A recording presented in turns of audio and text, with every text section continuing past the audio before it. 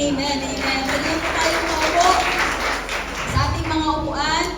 Nais ko pong i-welcome ang bawat isa sa tahanan po ng Panginoon, sa gawain po ng Lord, Christ Christian Fellowship. Amen, Central Church. Amen. So, this morning po, kaya po ako yung nakatayo. Amen. Wala po yung ating mga pastor, ating mommy and daddy. Sila po ay nasa Bulacan. Amen. Dahil meron pong family retreat po doon ang ating Angat Church. Amen. And si Pastor Nick naman po ay kasama po nila. Amen. Pero pinababatid po ng mga lingkod ng Panginoon. Amen. Alam ko, miss na po kayo ng daddy at mommy. Kasi last week wala rin po kami. Amen. Miss na po kayo. Huwag po tayo mag-alala kung hindi pa magra-rapture. Kasama po natin sila next week. Amen. Dito sa church. Uuwi rin po sila. Mamaya kasi may birthday. Amen. Masaya po ako ngayong umaga kasi alam ko kumikilos ang Diyos. Amen. So nakahanda ka na ba? Amen. Kumikilos na nga eh. Nakahanda ka na. Amen. So alam mo po, handa na po tayo. Kaya ito po yung mensahe po ng Panginoon po. Alam niyo po, this last season, this end times, amen, meron pong warning. Amen. Nagsimula agad sa warning. Opo. Merong warning. Ang warning, do not give up in this season. Sabihin mo sa katabi mo, do not give up. Do not give up. Amen. Do not give up in this season. Kasi ito po yung panahon, for the last few months, sa mga nakaraang buwan, amen, there is unusual and strategic season of spiritual attack against the body of Christ. Merong kakaibang atake ang demonyo sa katawan ni Kristo, sa mga manggagawa, amen, sa mga pastor, at sa atin po bilang church, amen, especially against the leaders. I believe marami ang nakaramdam, amen. Many have felt it without necessarily recognizing what was happening. Maraming nakaramdam pero walang nagsasalita. Amen? Itong attack ng kaaway, naramdaman mo, naramdaman ko, pero walang nakaka-recognize. Amen? Walang nagsasabi sa isa't isa. Ano yun? Pwedeng na-experience po natin, you may have experienced sudden discouragement. Sabihin mo, sudden discouragement. Sudden discouragement, bigla na lang tayo ng hina. Bigla tayong na-discourage. Amen? There was sudden discouragement. There was unusual heaviness and fatigue. Hindi mo maintindihan sa sarili mo bakit parang pakiramdam mo pagod ka na. Etong mga last few months, amen, merong sudden or unusual na parang ang bigat. Hello?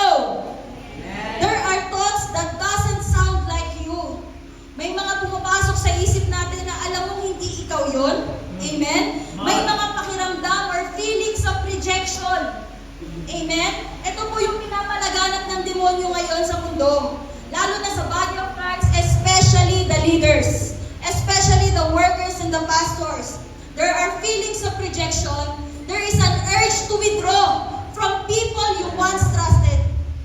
Merong kagustuhan, merong force, merong nagtutulak sa'yo na umalis. Iwanan yung mga taong minsan mong pinagkatiwalaan. There are questions about relationships, about churches, about leaders, about assignments. Yung dating malinaw, nagkaroon bigla ng tanong sa'yo na tinawag mo ba talaga ako, Lord? Totoo ba talaga na gusto mo akong pagpalain? Amen? There are questions about your calling that seemingly came out of nowhere. Hindi mo maintindihan, basta nararamdaman mo, basta dumating to sa'yo, amen? Basta napatanong ka na ng bigla at bigla kang nanghina, na-discourage. There is unusual physical attacks and difficult circumstances na nag-lead sa atin na minsan parang hinang-hina tayo at minsan nawalan tayo ng gana sa Diyos. Come on. Hello?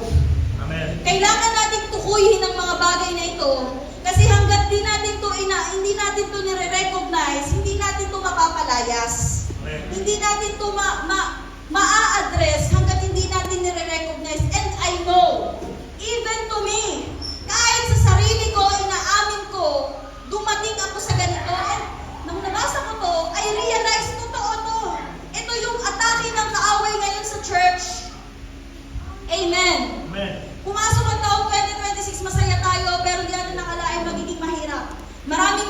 kalungkutan. Hello?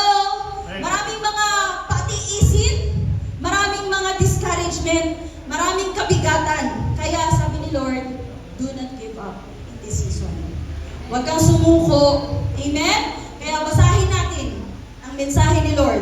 2 Corinthians chapter 4 verse 7 to 10 and 2 Corinthians chapter 4 verse 16 to 18.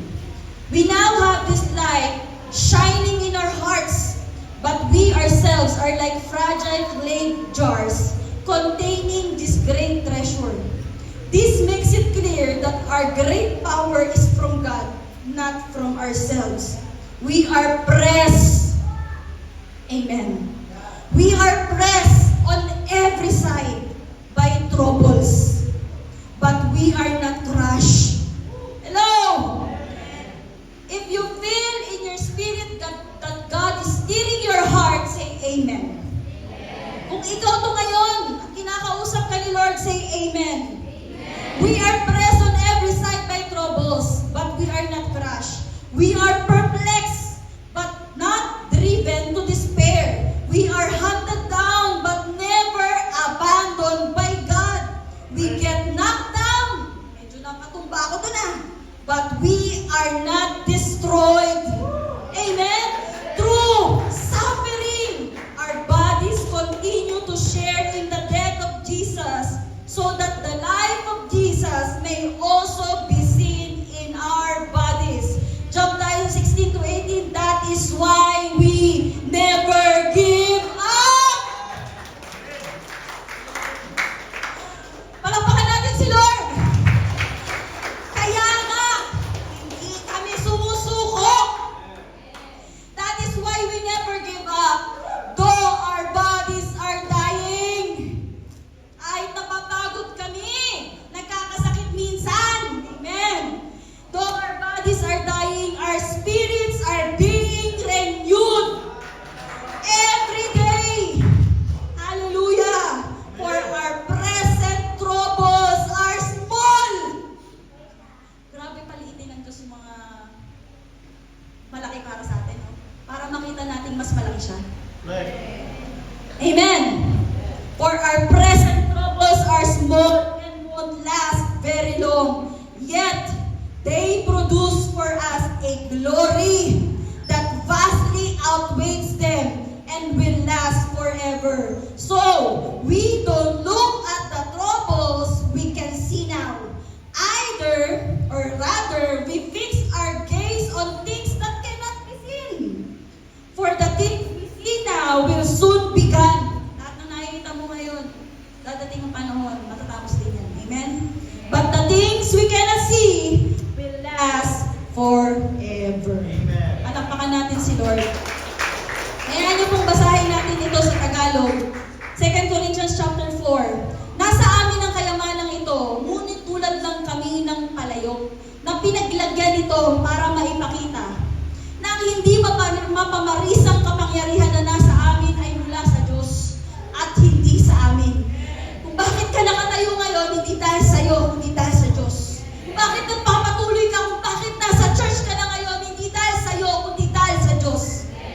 Sa aming pangangaral, ginikipit kami sa lahat ng paraan, pero hindi kami nalulupig. Kung minsan, naguguluhan din kami. Sabi mo, naguguluhan din tayo, tama?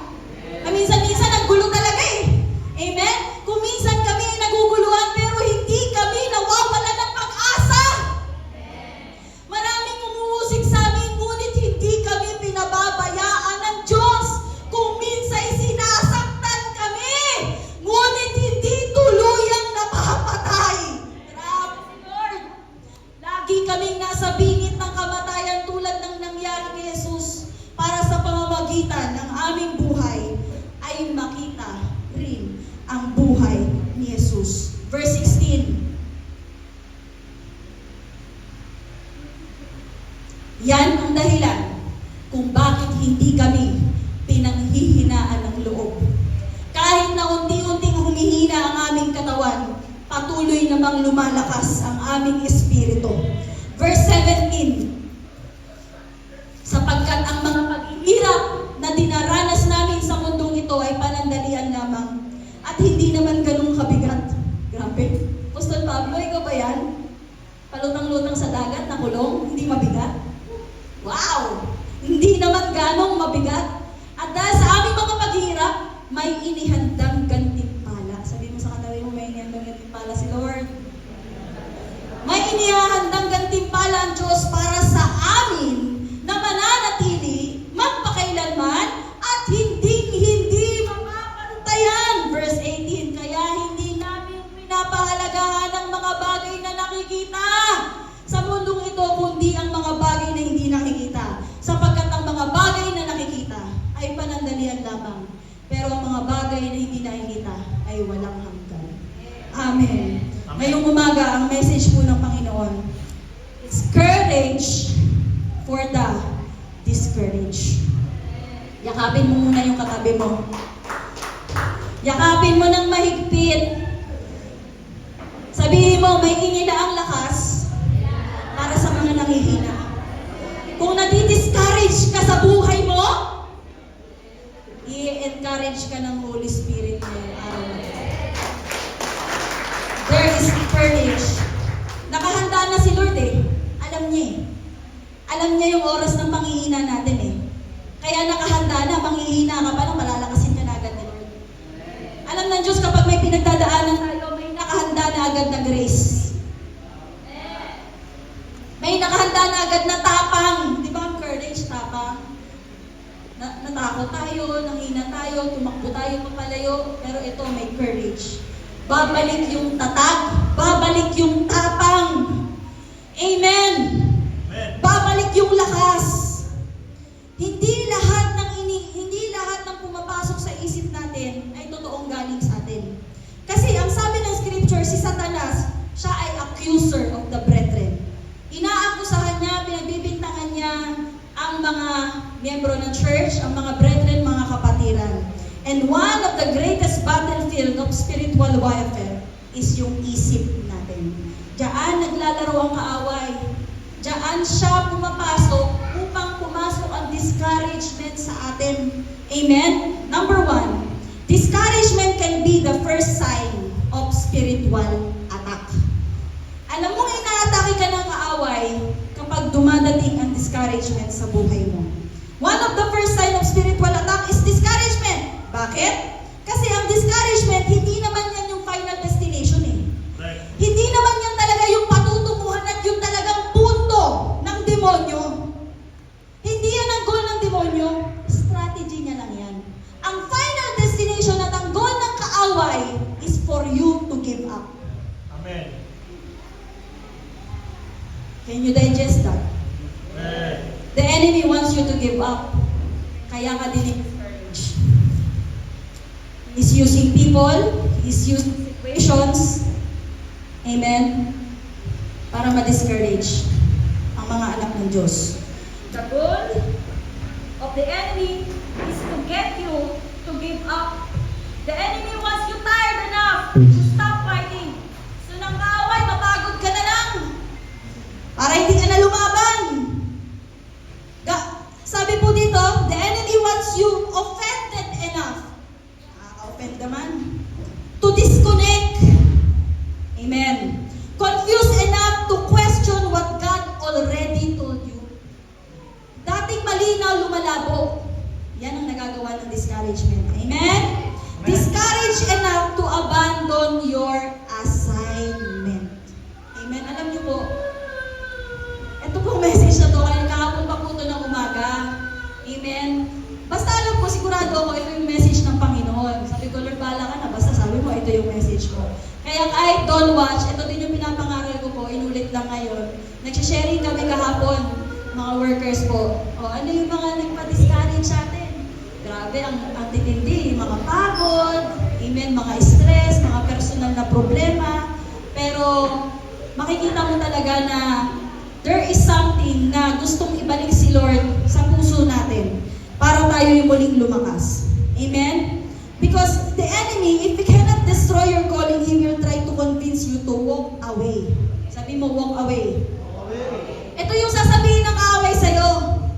Amen? Dahil hindi niya kayang sirain ang calling mo, kukumbinsihin ka na lang niyang umalis. Amen.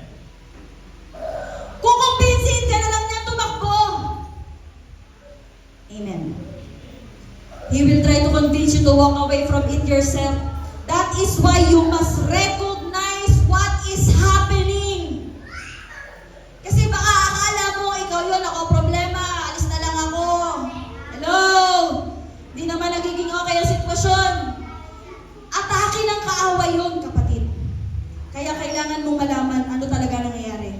Because you cannot fight a battle you do not recognize. Amen. Lagi mong yayakapin yan kung hindi mo alam na kaaway yan. Correct. Lagi mong aalagaan yan kung hindi mo alam na yan pala yung ginagamit ng kaaway para sa'yo.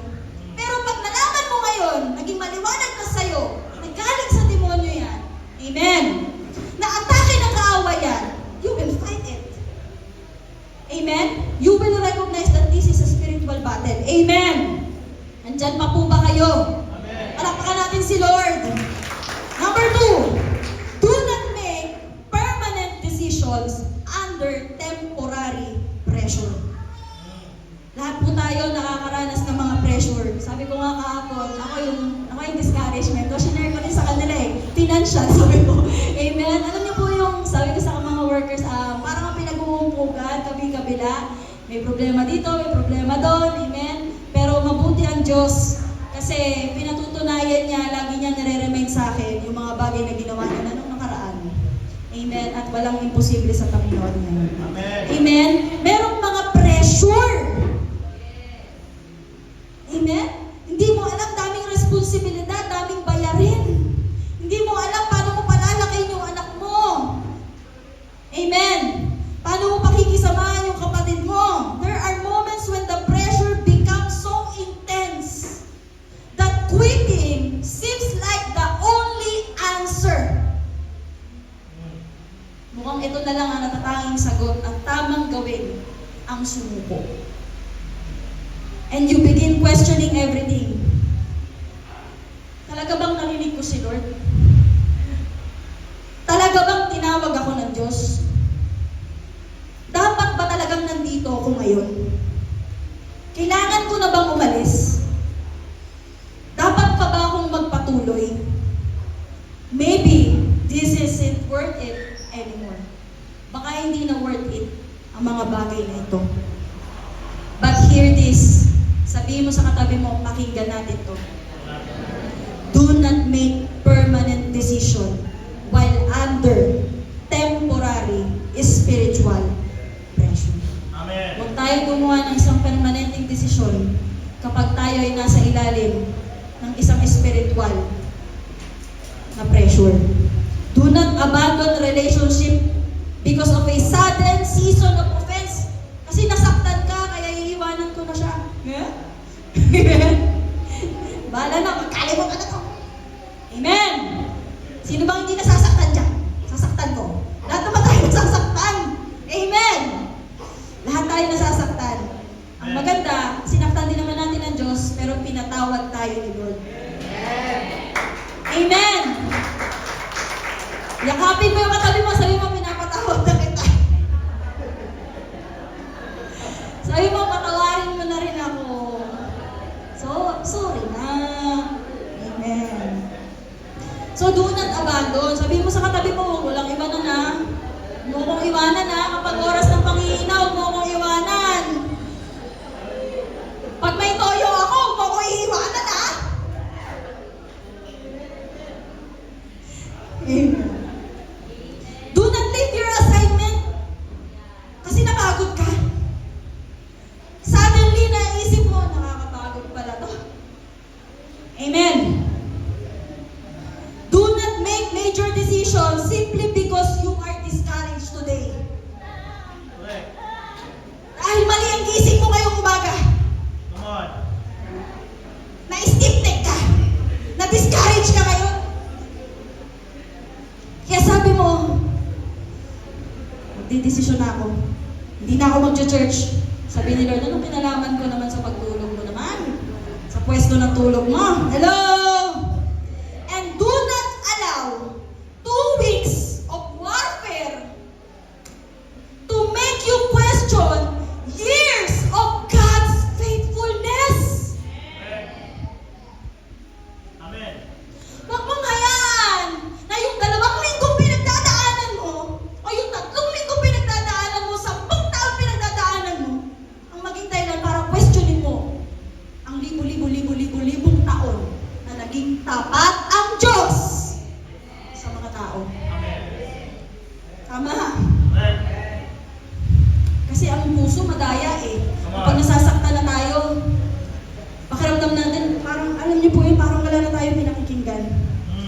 mako-question natin si Lord. Yeah. Your current feelings, totoo naman na may naramdaman ka.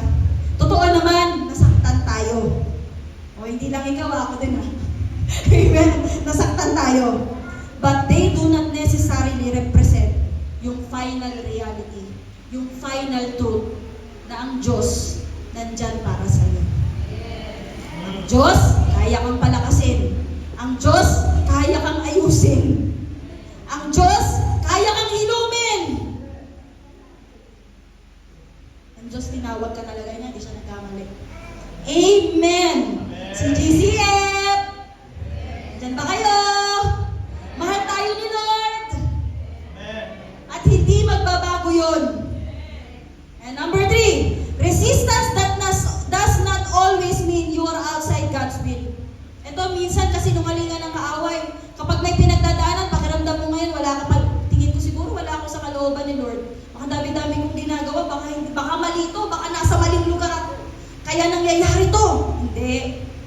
Akala natin, pag naging Kristiyano tayo, if God is in it, everything should be easy. Magiging madali ang lahat. Hindi po. But that is not always how it works. The presence of resistance does not automatically mean you are outside the will of God. Hindi porque may pumipigil sa'yo, may humaadlang sa'yo, may mga problema ka, ay wala ka na sa kalooban ni Lord. Correct. Amen? Kasi sometimes warfare intensifies, lalong tumitindi ang laban precisely because something is shifting. Something is expanding. Something is growing. Kaya lalong tumitindi ang opposition.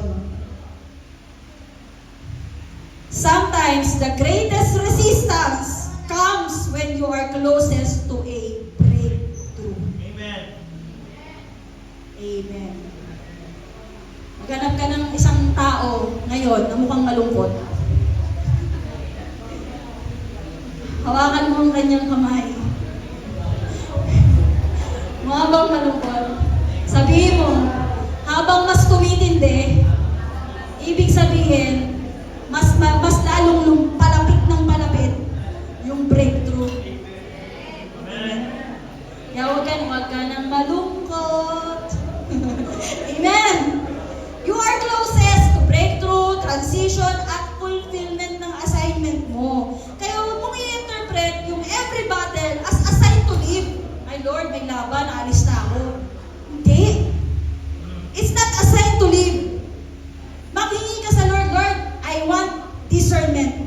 Tanungin mo si Lord, Lord, is this a signal to move? Or is this a battle I am called to stand through? There is a difference between God redirecting you and the enemy discouraging you. Amen. Amen. Marahil yung rejection na naramdaman mo, nire-redirect ka ni Lord. Amen? Pero minsan yung redirection ni Lord, ginagawang discouragement ng kaaway. Kaya, matagal ka nang pinagluluko ng kaaway. Amen? Oras na para bumalik ang clarity sa isip natin. Ang courage sa pusong nadi-discourage, bumalik ang courage at encouragement ng Holy Spirit. Palakpakan natin ang Panginoon. Number 4, stand your ground. Stand your ground. Ephesians 6:13, having done all, to stand firm. Tingnan po natin yung sinasabi ng scripture. Sometimes after you have prayed, fasted, fought, believed, and done everything you know to do, you just need to stand. Kailangan mo na lang talagang tumayo, huwag kang tumakbo, huwag kang, amen, huwag kang sumuko. Yes. Do not surrender. Kailangan mo lang magpakatatag. Amen. Amen. Doon naman sa likod. Ayan, sa likod naman, sa likod. Gusto ko kasi buhay ko buhay. Sabi mo sa likod, pakatatag ka daw. Sometimes the greatest act of spiritual warfare is simply refusing to move from the place where God planted you. Yung pinaka talagang laban. Yung manatili ka lang talaga. Amen. There are seasons when your victory is not doing something new. Your victory is in remaining Amen? And number 5, guard what God has entrusted to you. Ingatan natin yung mga bagay na pinagkatiwala ng Diyos Amen. sa atin. Sa oras na tayo nadi-discourage, huwag nating ipagpalit ang calling natin sa sabaw. Huwag nating ipagpalit ang ating birthright sa sabaw, katulad ni Esau. In season of discouragement, you must become intentional about what you allow into your spirit. Ano ba yung pinapapasok natin sa espiritu natin kapag nangihina tayo? Amen. Ano yung ina-entertain natin sa isip natin kapag tayo ay very vulnerable? Sabi ni Lord, ingat. Guard your mind. Don't entertain every thought. Kasi ang kaaway, yan ang gustong-gusto niya, yung mga nadi-discourage. Kasi ang kasunod na niyan, kapag in-entertain mo si Satanas, you will give up. Hello? So do not entertain every thought. Guard your heart. Don't allow disappointment to become bitterness. Amen. Sino yung mga na-disappoint na? Yung mga ilong na-disappoint. Amen? Ako na-disappoint na po ako eh. Amen? Yan din ang sakit ko dati, bitterness. Ito lang, mga nakaraan. Amen? Nakita ko yung ginawa ng demonyo sa puso ko. Amen? Yung tipong kahit sabihin mo okay ka na, pero alam mo sa sarili mong meron pa. Amen? And it's doing more harm to you than to the other person. Kung meron kang galit sa puso mo, mas sinasaktan mo yung sarili mo kaysa doon sa taong nanakit sa'yo. Amen? Kasi kahit saan ka magpunta, kahit pumunta ka ng Enchanted Kingdom, dala-dala mo yung bitterness na inilagay ng kaaway sa'yo. Amen! Kaya sabi ni Lord, anak, guard your heart. Do not allow disappointment to become bitterness. Amen! Guard your relationships. Don't allow temporary offense to destroy relationships God gave you. Meron tayong relasyon sa bawat isa, kapatid sa kapatid. May pastor tayo dito, mommy, daddy, sa mga anak. Minsan kapag nadi-discourage tayo, makakalimutan natin magulang natin sila. Kinakalimutan natin ang lahat. Sabi ni Lord, guard your relationships. Amen? Amen. You turn away from your parents. Even sa bahay, mga kabataan, naglalayas tayo. Ama! Amen! Nagsisinungaling sa magulang. Hello? Guard your relationships. Kasi ang demonyo, he will destroy everything. Hindi ka niya iiwanan na hindi gulag-gulalit ang buhay mo. Sabi ni Pastora Romeo. Ang demonyo, kapag nakapasok siya sa'yo, hindi ka niya tatantanan hanggat hindi sira ang lahat. Hindi ko makakalimutan sinabi niya yun. Hindi ka niya titigilan hanggat hindi niya nasisira ang lahat. Akala mo okay ka lang ngayon.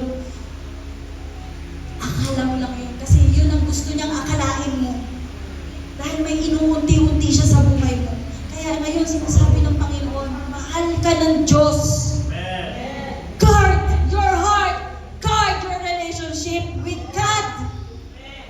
Amen. Stay in prayer. When you don't know what to do, mag-pray ka. Stay in the Word of God when your emotions are speaking loudly. Gusto mo nang manuntok eh. Tindi ng emosyon natin eh. Amen.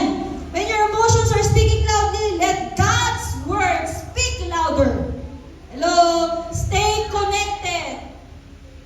Sabi mo sa katabi mo, stay connected.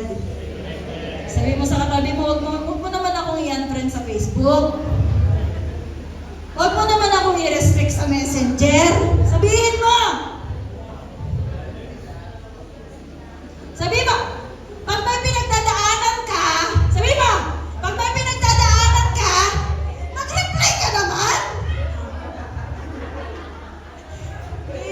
Wala dito yun.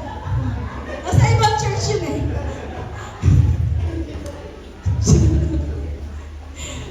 Amen. Kasi mga mature Christian na tayo eh. Amen. Pambata lang yung mga ganun, yung mga hindi nagre-reply. Yung mga nagtatampo, kasi hindi nag-good morning, hindi ka nag-reply na ako, hindi ka nag-good morning sa akin. Di ba Pag ganyan tayo, mga teenager tayo, eh matanda na tayo. Hindi na uso yun. Kapag may problema, pag-usapan. Pag-usapan. Kesa naman, makapasok ang kaaway. Sabi mo, stay connected. Huwag mo akong inangan, friend. Men, huwag mo akong sinisinsin lang. Amen. Don't isolate yourself when you are discouraged. Amen. Stay in the secret place. And where is the secret place? In the altar of God. There are battles that cannot be won through human strength alone. You need the presence of God. Palakpakan natin si Lord. Number 6, this is not your season to quit. Palakpakan natin ang Panginoon. So I came to declare over you, this is not your season to quit. Hindi ito yung panahon na susuko ka. Tsaka na tayo sumuko pag nasa langit na tayo. Amen? Kasi marami talaga tayo may isipin doon. Kasama na natin si Lord. You have come too far to give up now. Marami nang ginawa si Lord sa buhay mo. Mas matindi pa nga yung pinagdadaanan natin dati. Alam niyo po, bago po ang mission sa Thailand, nakalimutan ko i-testimony. Salamat sa Panginoon sa pribilehiyo. Amen? Bago yung mission sa Thailand, nagtatatlong isip talaga. Kung hindi lang dalawa, tatlong isip talaga eh. Meron na akong ticket papunta. Meron na akong ticket pabalik. Pero ayoko pa rin sumama. Ayoko sumama. Dahil ang laki ng gastos. Laki ng gastos. To the point na umiiyak ako sa inis. Umiiyak talaga ako. Umiiyak ako na umiiyak. Na alam niyo po yung doon ko naramdaman talagang may resistance. May pagpipigil na ginagawa ang demonyo sa puso ko. Na umiiyak ako sa kwarto. Tapos yung kapatid ko papasok pa sa kwarto. Titignan, umiiyak ako. Nakakainis pag gano'n, no? May sarili kang kwarto, papasok sila sa kwarto mo. Uhulihin kang umiiyak. Kainis. Amen? Parang di ka na binigyan ni Lord ng ano eh. Oras na maging seryoso, kailangan talaga tumatawa ka lagi, no? Amen? Umiiyak ako sa gastos. Isip ko may sasakyan, may home credit. Amen? Tinatawagan ako ng home credit para doon sa isang aircon. Yung isa bayad na, yung isa hindi pa. Tawag ng tawag, naka-blocking nga eh. Naka 100 missed call na sila. Mapagod kayo kakatawag. Mababayaran din natin yan. Amen? Ilang araw pa lang namin. Umiiyak ako, Lord. Ang daming bayarin. Amen? Hindi ko magalaw yung pera ko sa Pislay kasi nakaganon siya, naka-freeze. Amen? So, sabi ko, ayoko sumama. Pero, kahit may ganun po ako, ginawa ko yung naka-assign sa akin. Na, mga ka ng mga certificate, 100 tao, gawa mo certificate, guest speaker, gawa mo certificate, ipaprint mo itong mga ID, mga food stuff, lahat yun. Amen. Kaya ang media team po ng CGCM, ginamit talaga ni Lord. Ginamit ni Lord para sa mission sa Thailand. Amen. Kahit medya-medya lang tayo. Amen. Nakarating sa Thailand at pinless ng Panginoon. Amen. Yung gawain ng Diyos sa pamamagitan po ng ating church. Palakpakan natin sa Lord. Amen. Alam niyo po, pagdating po ng Thailand, sabi ni Mami sa akin, binayaran ko na binayaran ko ng ganito. Sige po, Mami, babayaran ko na lang po. Tapos magbabayaran ko na siya, huwag mo nang isipin, tsaka mo na bayaran. Kaya gano'n niya ako. Pagdating sa hotel, sabi ko, ito na, 5K to. Kasi hotel. Pagdating sa hotel, sabi nung Thai na babae, wala po kayong bayad. Sabi niya, wala po kayong bayad. 3 person, sabi ko. 3 kami sa kwarto, 2 yung kama. Sabi niya, no, you don't need to pay. Wow. Sabi ko, ba't gano'n? Kahit saan ako pumunta, nalilibre ako. Hallelujah! So, tuloy lang. Sabi ko, Friday ng gabi, pagkatapos naming mamasyal. Kasi, preparation daw para sa gawain ng bukas. Kaya kinabukasan. Kaya namasyal kami. Pagkatapos mo namin mamasyal, alas 11 ng gabi, sabi ni Pastor Romanel sa akin, Nak, hindi pa tayo tapos ha? Wala pa tayong gagawin. Naisip ko, pagod na ako.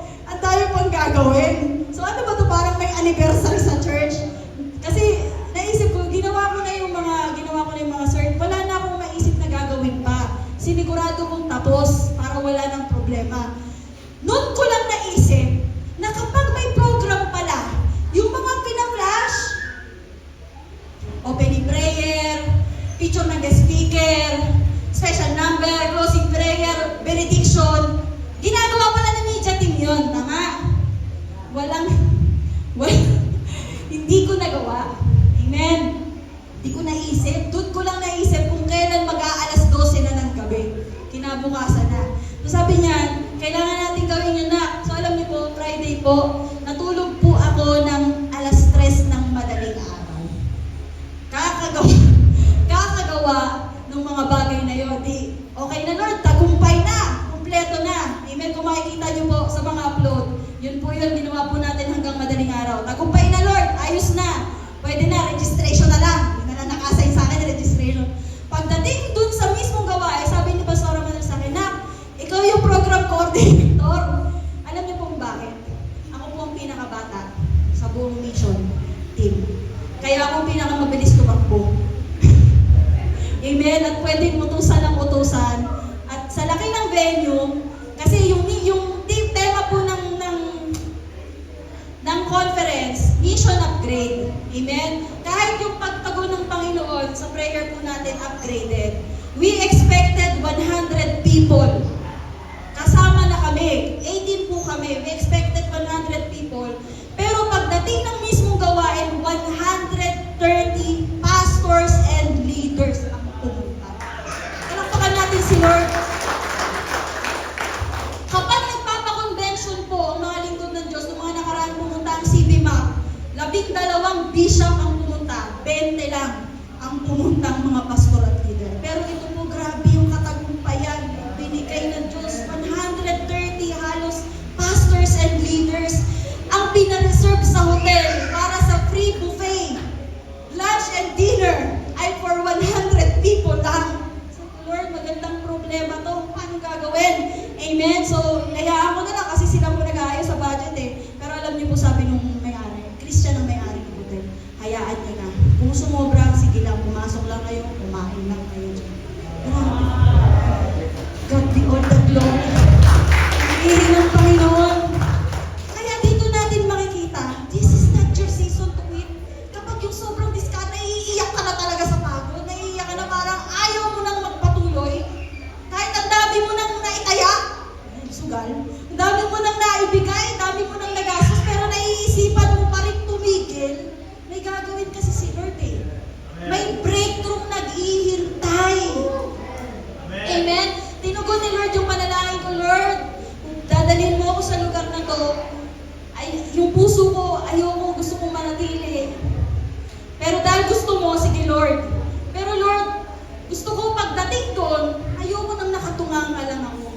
Gamitin mo talaga yung buhay ko sa kung paanong paraan mo ko gusto gamitin. Kaya tinugon po ni Lord yung ating panalangin. Ginamit po tayo ng Diyos. Amen. Kahit sa mga simpleng paraan. To God be all the glory. So this is not your season to quit. Amen. You have survived battles you once thought would destroy you. Alam mo, tapos ka na. You have already seen God's faithfulness. You have already witnessed His provision. Amen. Akala mo wala, pero meron. Hallelujah! Kasi ganun si Lord. You have already experienced the grace of God. Doon pa lang eh. Amen? You have already experienced the mercy of God, and if God carried you through yesterday, He will carry you through this season. Palapakan natin ang Lord. The enemy may be trying to convince you that this is the end. But God said, keep going. Keep going. Amen. Keep praying. Keep believing. Amen. Keep standing. Keep serving. Keep obeying. Keep trusting in God. Do not give up. Hallelujah. Hallelujah. Pinakahuli. Number 7. Pinakahuli na to, di ba?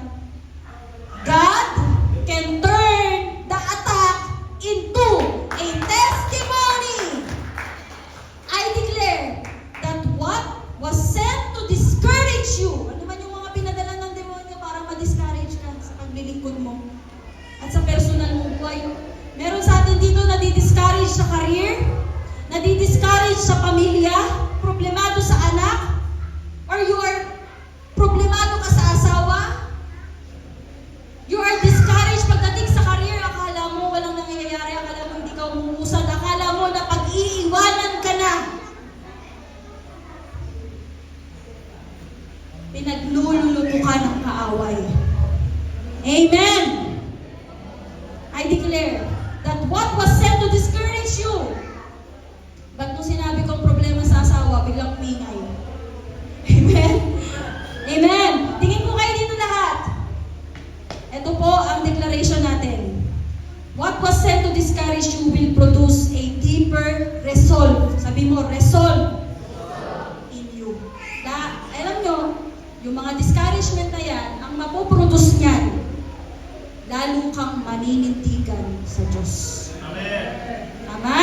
Lalo kang maglilingkod. Amen. Lalo kang sasamba sa Panginoon. Amen. You are tired. Financially, kailangan mo na deliverance. Amen. Lalo kang magbibigay. Because that is the economy of heaven.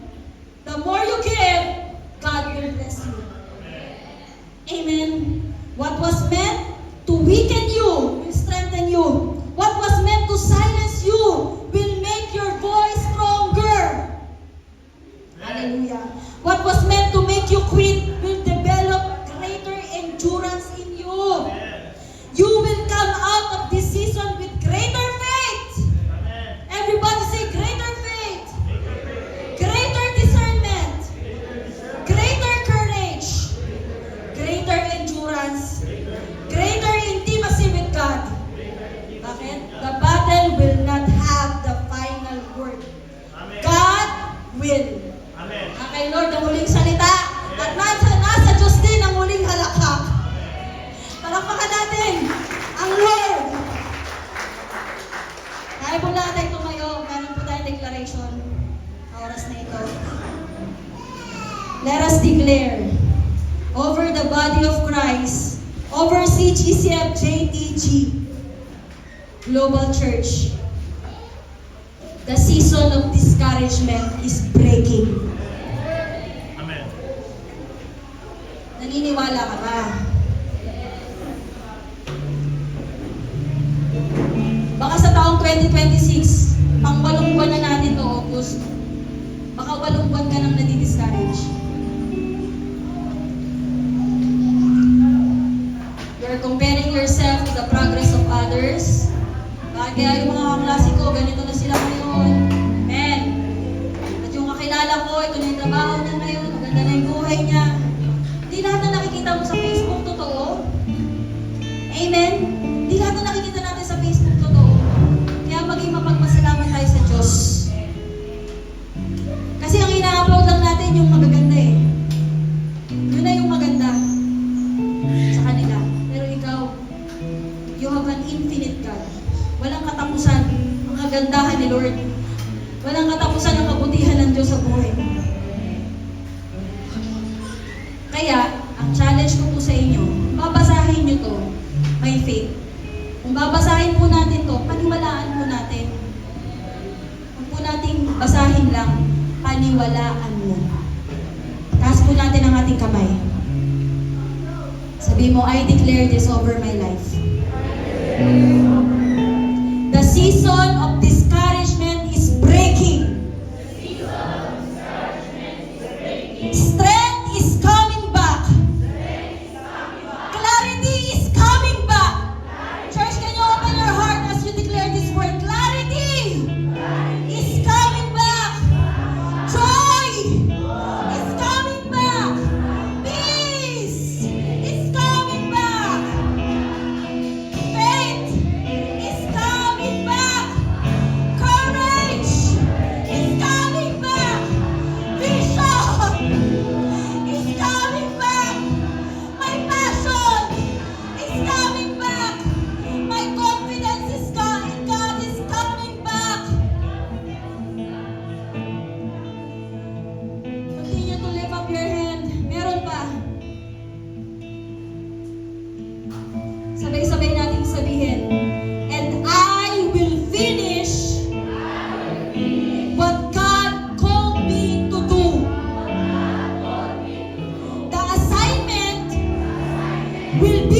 completed. Ulitin natin, the assignment will be completed. The calling will not be abandoned. The calling will not be abandoned. The purpose will not be aborted. The purpose will not be aborted. The enemy will not have the final word. Let's declare this. I will stand. I will endure. I will overcome. I will finish well. Hallelujah. CGCM, JPG. Never give up. When you feel discouraged, stand. When you feel tired, stand. When you feel rejected, stand. When you feel confused, stand. When you don't understand what God is doing, stand firm. Hallelujah. When everything around you says quit, stand. Because